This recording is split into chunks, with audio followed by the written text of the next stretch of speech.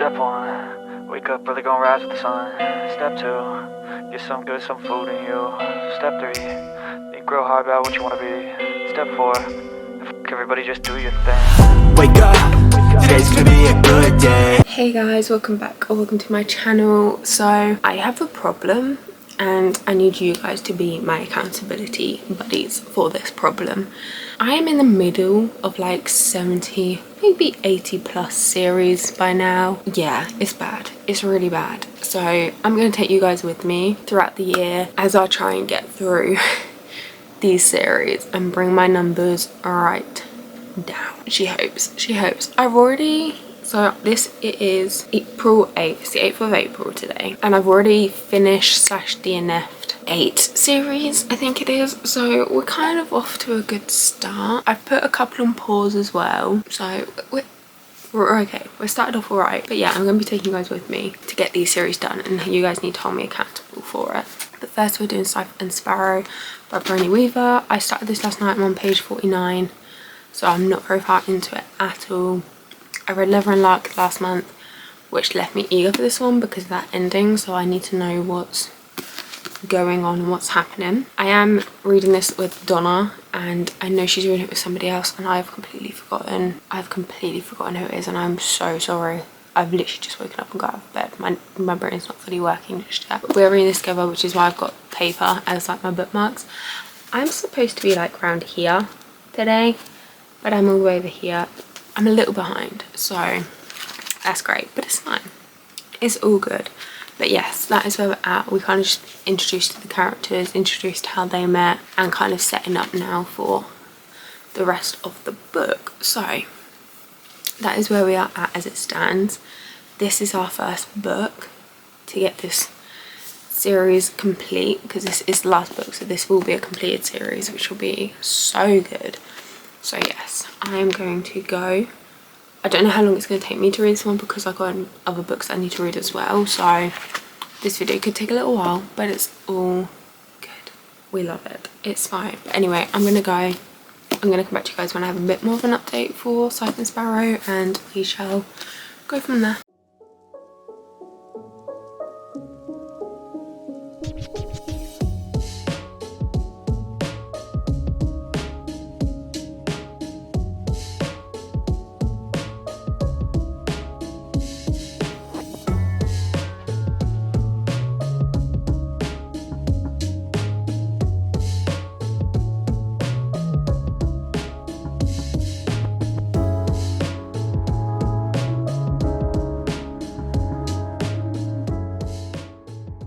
So you guys didn't hear from me yesterday. You sort of seen clips of me reading, but I read to 65% last night.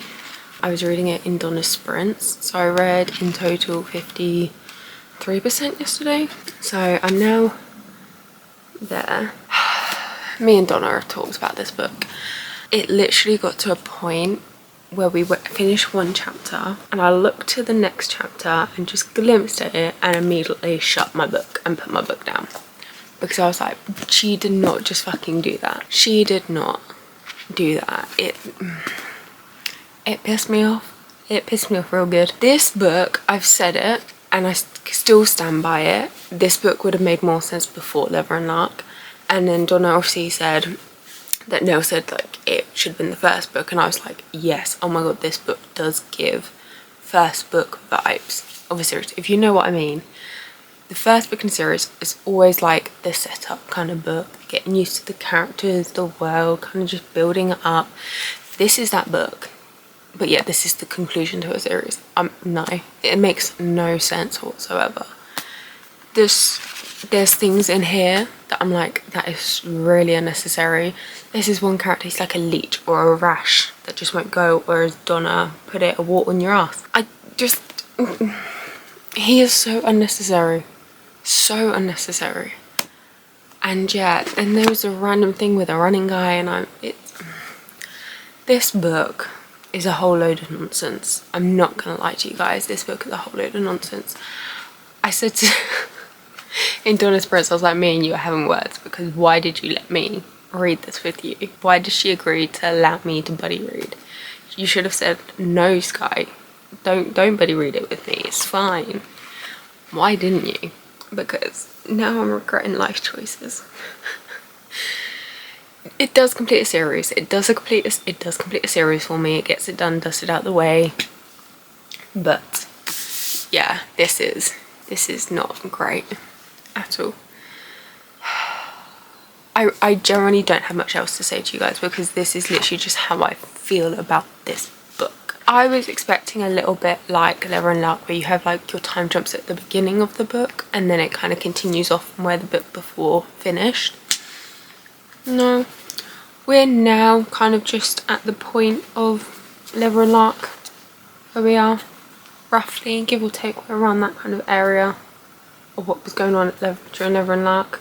So you're telling me all of this is not only going to finish off where we're with Leather and Luck, but it's also going to give some like possible after. This is what I mean when I say it doesn't make sense for it being the final book, and why it would make sense to go before Leather and Luck, because all of this is stuff that happens before Leather and Luck. So it made sense to go before it. You guys know, you know how I'm feeling about this book already. You can tell by my facial expressions, can't you? But yeah, that's where we're at. I am going to get this finished today.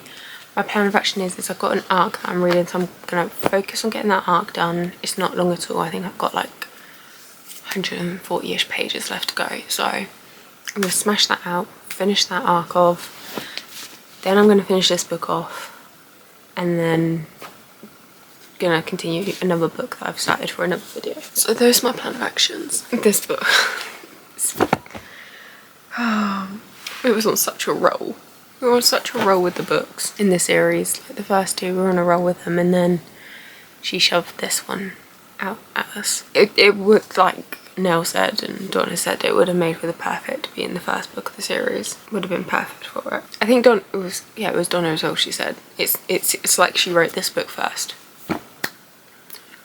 Feels it. That's where we're at with that one. I'm not going to talk much more about it.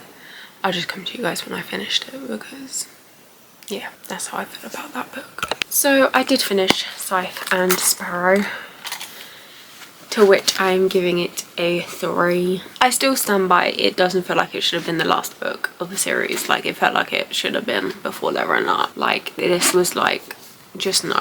It still felt like a lot of unnecessary stuff in there.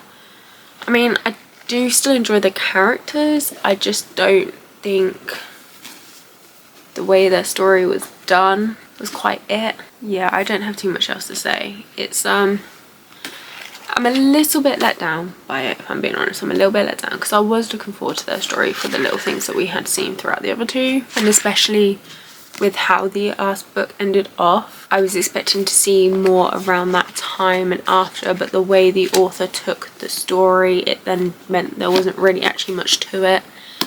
And yeah, like, it was probably, that is, all of that bit is what happens after the end of the last book, whereas all of that is literally from the beginning of, from the first book to the end of the last book. All of that to that. Yeah, that's my feelings on that book. So, you know, great fun. I'm actually obviously in the middle of filming for another video, so I don't know what book I'm going to be picking up next to this video. So I will catch you guys once I pick one up and I can actually tell you.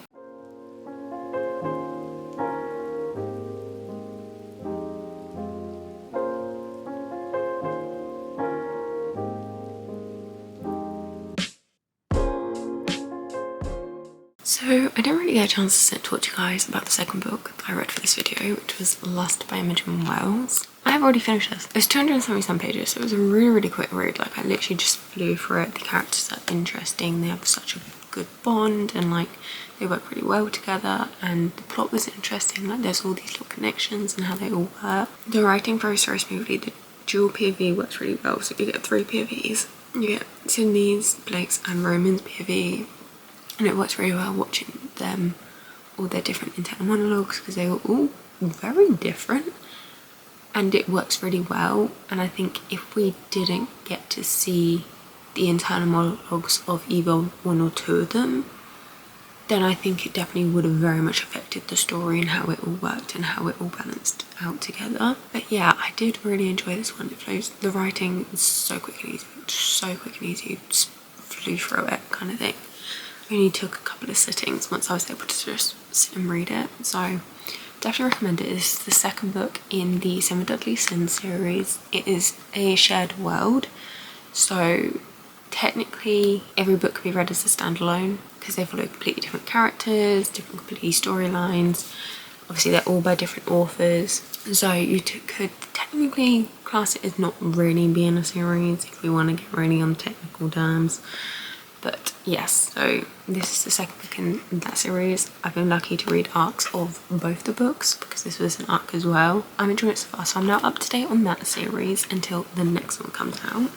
The next book I'm going to pick up for this video is going to be Before Your Memory Fades by Toshikazu Kawaguchi. Is I think how you say the name, I'm not entirely sure.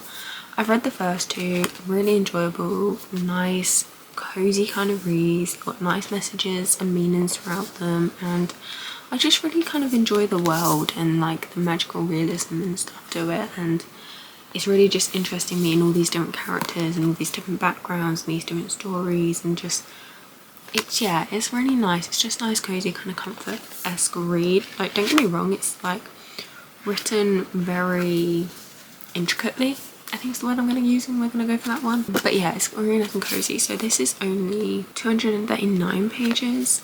So I'm going to take this one obviously with me physically. There it goes. We have a map of the characters and their relationships, so we know how it all connects. But yes, so we have 4 stories. You have the daughter, the comedian, the sister, and the young man. So yes, I am off to my grandparents. Today is Thursday, so I'm off there. So I'll be taking that with me, and then when I come back I will update you guys with whatever I've read and whether I'm up to on that one. But yes, we are catching up with these series. We're gonna get them, we're gonna finish them, we're gonna do it. So I don't know when I last updated you guys to this video, but I have been reading Before Your Memory Fades. I'm at page 137, chapter 3, so this is the 3rd story of the 4. And I'm really enjoying this. It's nice, cozy, comfy reads. Like I said, they're intricate, the way it's connected, and like, you know, the way they've connected the calf from the first 2 books in Tokyo to this one here in Hakadate. Like, it's done really well, and how they've like brought some of the characters over to keep like some of our regulars that we know. Yeah, it's really interesting and I've really enjoyed it. Like I said, it's just nice, cozy, comfy, enjoyable read. It's nothing, I want to say it's nothing too serious. It is, because there's a lot of stories and a lot of meaningful moments in it that are serious, and like, you know, there's some good life lessons in here, but it's not like overly intense. That's what I think I'm going for, is overly intense. It's not that. But yeah, I am enjoying this. So we've got just under, probably about just 100 pages to go. Might be just under, no, just over 100 pages. I think it's like 102 pages to go. So what I'm going to do is I'm going to get myself comfy and cozy, get ready for bed, and we're going to sit and we're going to finish this one off and get this one done and read. And then yeah, I don't know if I'm going to have a 3rd book to this video or not. We will know. This is a 3rd book, a 4th book to this video or not. I have not decided, so we shall see what happens over the weekend and go from there. But yes, otherwise I'll probably be with you guys in the morning to wrap out Before Your Memory Fades. So I have finished Before Your Memory Fades by Toshikazu Kawaguchi. I finished it this afternoon. I didn't finish, like I said, it's the next night. Life happened and a depression hit and shit just went fucked up really. So this is why we're a bit later. But I'm giving it a 3. Again, it's just such a cozy read. Like, these are comfy, these are enjoyable. These have so many important messages in them, and besides the fact that it's magical realism and there is the time travelling, remove that from the equation. They are done in very realistic ways, and you know, they are just really, really important little bits and pieces. And I loved exploring the new characters, re-exploring some of the old original characters, like seeing them in a bit more detail. And yeah, I did. I really enjoyed this one. It was a nice, comfy, cozy kind of read. Now, for the books in this video, I have no idea. What was it? Scythe and Sparrow? Lust and Before You Move Fades?